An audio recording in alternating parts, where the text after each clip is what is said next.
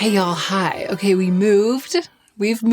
We're here in the new house. Obviously, this is not the final iteration of the background. It's not even an iteration. It's just where we put things when we moved in. And that's how the whole house looks. So it's going to take a while for the machine of the channel to get running smoothly again. I have a lot of ideas. I'm really excited about the near future, but no time and not really any infrastructure with which to start executing them. For the time being, I'm just going to film a couple of short, sweet, easy videos just to be together, some makeup stuff, maybe some talky stuff, we'll see. And then eventually the really juicy stuff will start rolling in. I have plans. So for this express purpose, I placed an order from Lisa Eldridge. It was on a recent video, a bunch of you commented about the new lip product. That's what it is. So it's like a lip balmy type product that many people think might be my perfect lightly tinted lip balm. I ordered 2 colors of that. We'll see. And then a couple of other things I've been wanting to try from Lisa Eldridge. I'm just going to open this box, try out the products, hang out, and that is it. Hopefully we'll be able to edit it quickly, turn it around, get it up for you. The show must go on. If you're just coming to my channel for the first time, we're in flux, just moved, and maybe kind of in flux in a larger sense as well. I've been thinking a lot about what kinds of content I want to make. I've been thinking about it kind of in a meta way, but the history is that this started as a beauty channel and I've branched out into talking about aesthetics in a bunch of different arenas, fashion, home decor, etc., etc. I'm interested in consumerism. I'm interested in minimalism, but who knows what's going to be next, honestly. Let's go ahead and get into the meat of the video. Okay, the Lisa Eldridge packaging, always a class act, and it's just 4 little things. The Baume Embrace in 2 colors, Sweet Fig and Metropolis. That's the new product. And then since I stopped paying attention, she's come out with a mascara, so I'm going to try that. I'm in a place with the mascara where it's like, I have some that I'm using that are fine. Stephanie just gave me Stephanie Beauty Unhyped. I'm sure you all follow her on Instagram. And if you aren't, I'll link her at the top of the description box so that you can join the party. She had an extra Make Beauty mascara, which was like my favorite one pretty much over the past year and a half, the best one that I've tried. So I have that, but my little mascara spidey senses are out right now. I'm kind of like, what else is there? I think it's because my mascara preferences have shifted. So for a long time, I really wanted the thickest, gunkiest, splinkiest, spikiest, spideriest lashes possible, no matter how natural the rest of my face was. Now I'm looking for more of a wispy lash, like actually really a soft. I really am these days looking for kind of a soft lash. Actually, like enhanced, but soft. So I'm exploring mascara as if for the first time because I'm looking almost for an entirely different product than what I've been looking for the whole rest of my life. And then the last thing that I got is another color of liquid Lurex. So I reviewed the liquid Lurex when it first launched, and I got what at the time seemed like the most neutral color, and it was just copper. And that was when I had moved on from ever wanting to wear orange makeup. In fact, it's like the last color I would want in a product like this. But it was so sparkly and the formula was so good that I hung on to that orange liquid Lurex through several declutters because I couldn't bear to part with it. It was like a favorite product in my makeup drawer because of the formula and because of the spangly quality. But I never wore it because of the color. I always wanted to wear it and then I never did. So eventually I decluttered it, which was the wisest thing to do. And then she came out with new colors a while ago, but I got a lot of messages about it, about this color in particular, Emily. And I thought, aha, if I ever place another order from Lisa Eldridge, I will add that to the order. So that's what I have. The foundation that I reviewed extensively in one of my extremely thorough review videos a couple of years ago, which of course I'll link. Not only have I made a lot of videos about Lisa Eldridge makeup, but I actually compiled them all into one long video, or Joe compiled them all into one long video. It's one of the ones that we posted when I was on maternity leave. When I was going through and reviewing that in preparation for maternity leave, I was like, whoa, this is a lot of content, like hours of Lisa Eldridge review footage and a lot of makeup that I reviewed. Not everything, but a lot. So, you know, if this interests you and you haven't seen that, check it out. The foundation was one of the longest, if not the longest and most thorough reviews that I did of Lisa Eldridge makeup. And I didn't love the formula, but there were a lot of things I really liked about it. And the thing that really let me down the reason that I didn't end up keeping it and using it was that the color was too pink. There wasn't a pale olive. She has since released an actual pale olive that looks spot on, looks perfect. I was so excited to try it when I realized I was going to be placing this order, and it was sold out. It's like the only color that wasn't stocked of the foundation, the entire shade range, when I went to place this order. But it made me want to kind of keep my eye on it and grab it when it comes back in stock, because I realized that I actually do have an interest. I want to know if the color works. I want to know if I like the product better now. Actually, my foundation desires have also probably changed a little bit since then. So we'll see. But for now, let's start with the new ones because my lips are dry and I want to put one on. And it's also the most exciting because they're new. The packaging is nice. It's kind of lightweight. One of the things about Lisa Eldridge packaging, it's so heavy and chunky, which is nice. It adds a feeling of luxury, but it also sometimes to me adds a feeling of like unnecessary bulk to some of her products. I appreciate that these feel like they're made out of real metal, so they feel luxurious, but they don't feel like there's a lot of unnecessary packaging. I actually kind of like that. So one of them came sort of squashed because it's screwed all the way down, but it's still sticking up. That's Metropolis. I'm sure it just popped back in as soon as I put pressure on it and went back in. Okay. First impressions on swatching. Melty. This is looking like a very melty balm. It makes me worry that it'll be too wet for me. Like I want something with a little stick-to-itiveness. The color looks great. We'll see. We'll see. And this other one is Sweet Fig right here, the light color. Oh, I just realized I don't have any paper towels or anything up here with which to blot the swatches. So we're using my trusty old standard tissue paper that came in makeup packaging. It's fine. Let's start with Sweet Fig because it's a lighter color. Okay, the color is less orange than I had feared when I first put it on. I was hoping for sort of a light, maybe rosy brown and then a deeper rosy brown. And that is kind of, I think, what I got. That is what these colors are. I can't quite remember right now what they looked like online. I feel like it's always a little hit or miss in terms of the color being what I think it's going to be from Lisa Eldridge. That's actually one of the things that's been consistent over the course of the years that I've been reviewing her makeup. And then the other thing that's consistent is there's often more orange, like it often ends up being warm toned when I thought that it wasn't going to be on the website. And I feared that that would be the case here. It's like on the edge of that, but not. It's not so warm that my slightly green tinged skin turns it orange. It's a pretty wearable neutral for me. I put so many layers on, and with all of these layers, it's looking a little makeup-y. I'm constantly going to be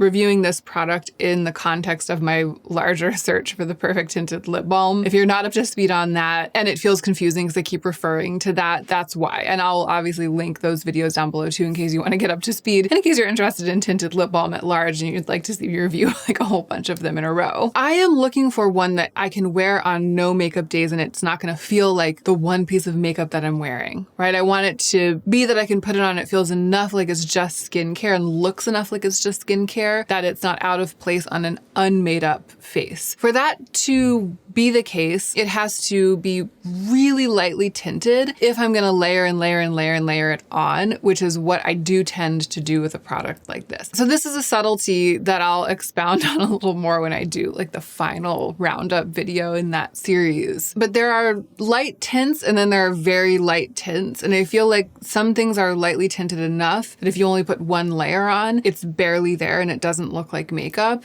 But then if you layer it a lot, it starts to look too much like makeup for what I'm looking for. Other products are so lightly tinted that no matter how many layers you put on, it doesn't become makeup-y. And those are the ones that have tended to kind of win my top prize in this search. This new product from Lisa Eldridge, Baume Embrace, it's in the former category. So lots and lots of layers, which I tend to put on because my lips are very dry and I like to feel like there's thick, full coverage. Lots of layers causes it to build up to what you see here. It's like a lip glossy, pigmented makeup-y thing. Not overly pigmented, not crazy, messy, all over the place, pigment out of control, but not that sort of light watercolory wash that I'm kind of looking for. I think most people who apply products in a normal, calm fashion and who aren't applying like tons and tons of layers to be reviewing it on YouTube, Most people will probably end up with something like this, which is very subtle and less shiny, totally appropriate for a no makeup day, totally appropriate for a really light makeup look. So make of that what you will. And that's what if you're curious about pigment level, that's what the blot on the back of my hand looked like. Formula, first impression, when it first made contact with my lips and I started putting it on, I was slightly disappointed at the thinness, what are people calling it? The melting balm. So there are a lot of products named like melting balm.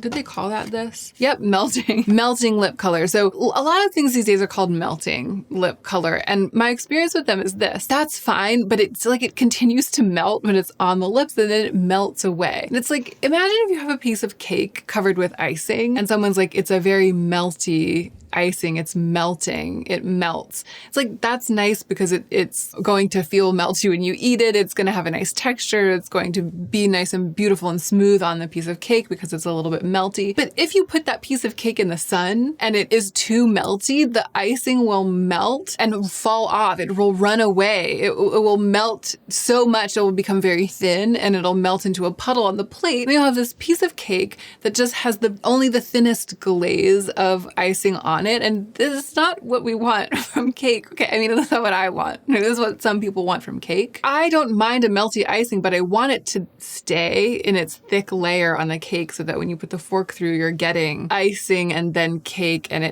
I want it to have integrity. It's too much to ask. This is how I feel about these melting lip products. I feel like they're designed to be melty so that it feels really melty when you're putting it on. But then when the product is on your lips and your body is warm, and so the heat of your body, the heat of your lips is warming up the already melty product on your lips, that's like putting the piece of cake in the sun. The icing, the lip product doesn't have enough integrity to withstand, and it just melts away forthwith. It melts away much more quickly than I would like it to. So when I first started applying this, I was like, oh no, this is one of those melting, it's the cake in the sun, the icing is going to be gone. Do I still feel that way? A little bit. It didn't have the immediate a thick layer like applied with a palette knife that I kind of like from a lip protecting and lip nourishing product. It didn't have that. It was melty balm, the house down boots, like as soon as they started putting it on. However, I've had it on for a while. I blotted it off, blah, blah, blah, blah. And it's still there. It's still there nourishing my lips. And I'm sure the skincare ingredients are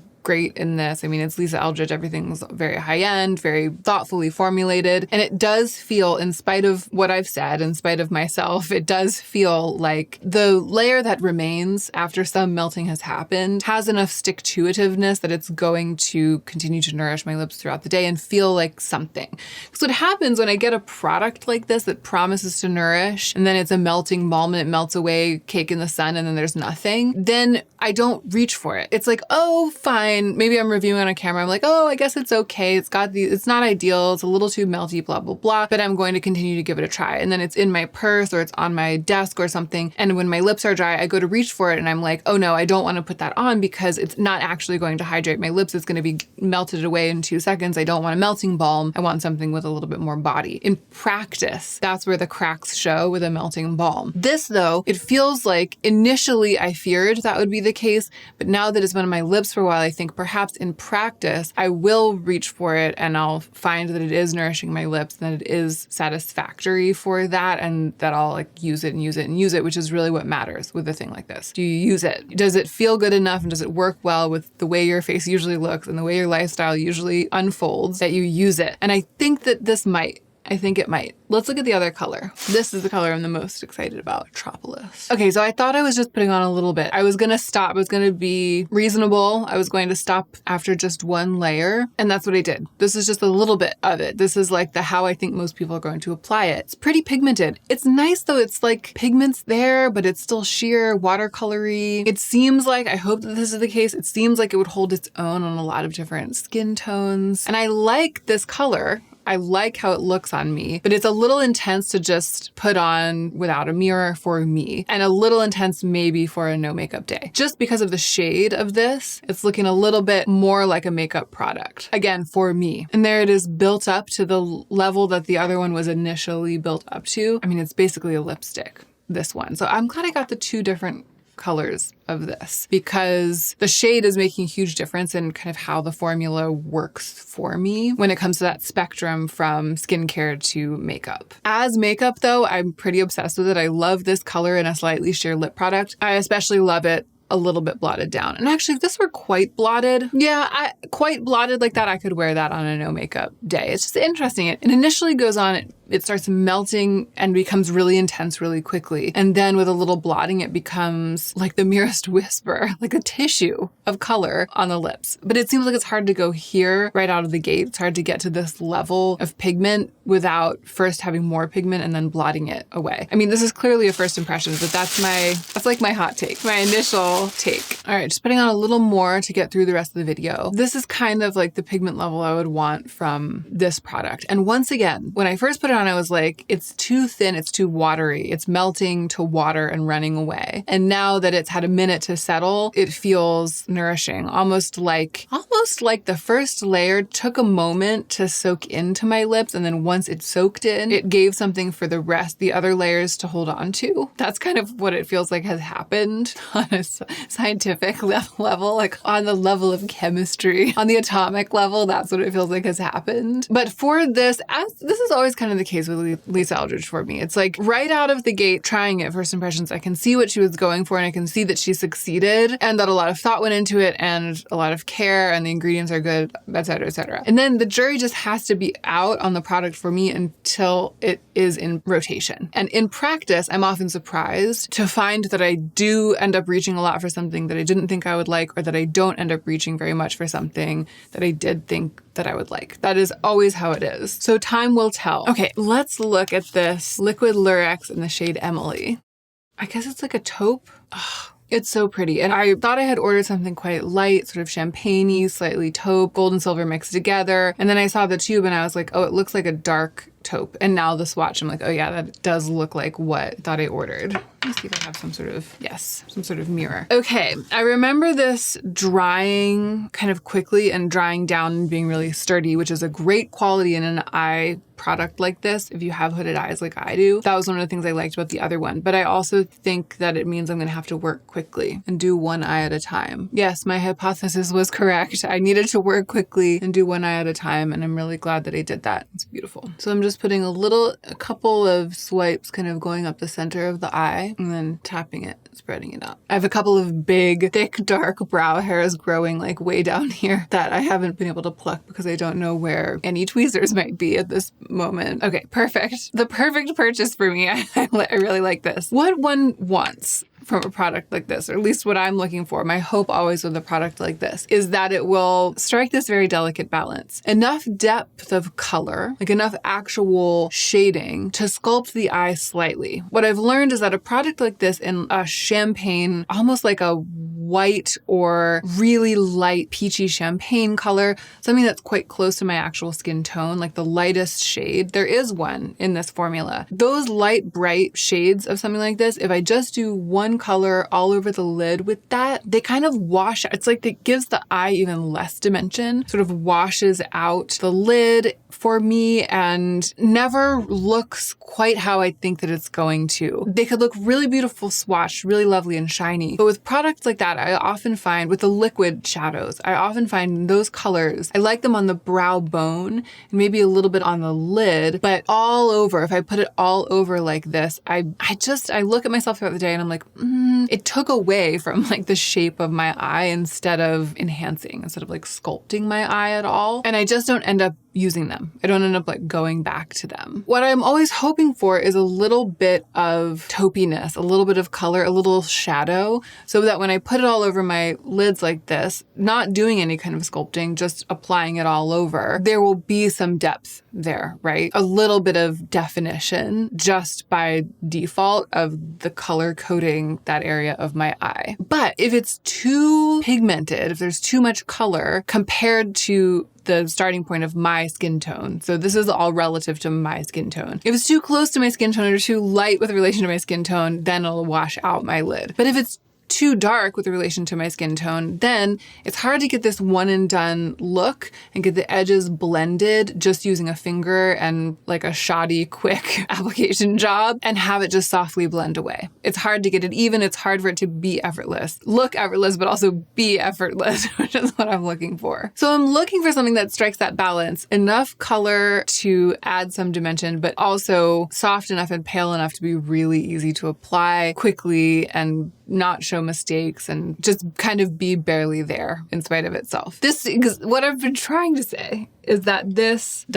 is that. It's like the exact balance of sparkle with color and level of pigment in the formula for me. And I knew that this formula could really be that when I had the other color, just the other color wasn't the right color for me for this formula. And this really, really is. It has delivered. And now it's like, it's on, it's really sturdy and it's not going to crease, which is great. Let's look at the mascara. Kitten Lash. Ooh, it's so, I don't know if it's really true what they say that the shape of the wand is like the shape that your lashes are going to have, but the spikes are so little and soft and many that it looks kind of velvety. My hopes are up. Let's see how it goes. Okay, so that's one quick coat. I don't know how well you'll be able to see it, but I feel like the physical experience of applying it is actually the most important thing it's delivering, and so I can do better by describing it to you. The formula is good. I mean, I think time will tell the actual mascara formula because it'll take a little bit of time to develop since this is the first time I'm opening it. I assume though that it's good just based on this experience and based on my experience with Lisa Eldridge makeup. The brush is the really interesting thing though. All of those short, soft, tiny, I think silicone spikes, really soft, short, tiny spikes, they are giving me a lot of control and separation of my lashes, but there's so many of them and they're so densely packed that it's like I'm using them to separate my lashes,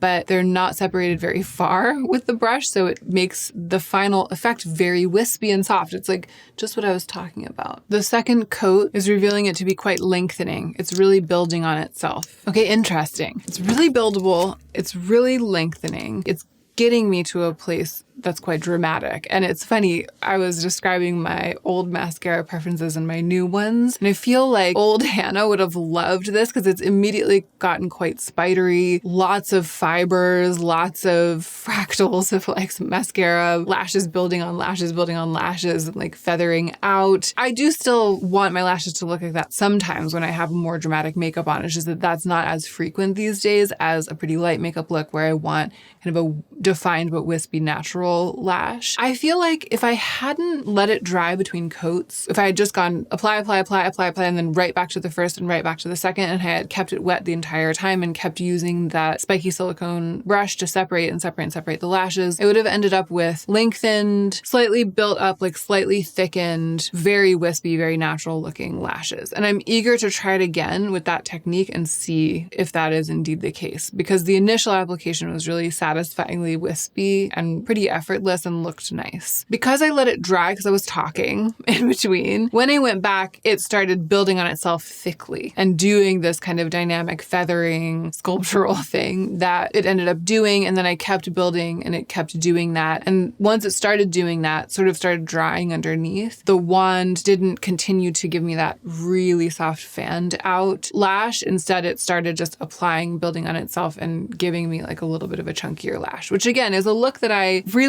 love and just am not angling for as often these days. So the jury's still out, as it often is with mascaras, but I actually do have hopes for it. I have hopes for it to be a pretty versatile and enjoyable to use mascara. I think it would be great if it came in brown. I don't remember seeing that on the website, but weirdly, for some reason when I was applying it, I was like, this would be really great in brown. And that is it, y'all. I am now going to go and I'll be back soon with probably another video kind of like this, just something quick and easy and low-key to get us through. Thank you once again for bearing with me during this time of transition that has ended up causing more upheaval than we expected and for a lot longer than we expected. And thank you for all of your really sweet comments on my last video, opening up about that a little bit. So many of you commented specifically that you've also been through times of life where basically the best things that have ever happened were happening at the same time as the worst things that had ever happened, which is basically what has been going on behind the scenes, and I haven't talked about it, and I still haven't really talked that specifically about it, but that's what's been going on. And it's its own unique kind of challenging. It was so comforting, so nourishing to hear from so many of you in the comments about specific instances of the same kind of holding of everything at once. And so I just thank you. Thanks for showing up and thanks for commenting. And I'm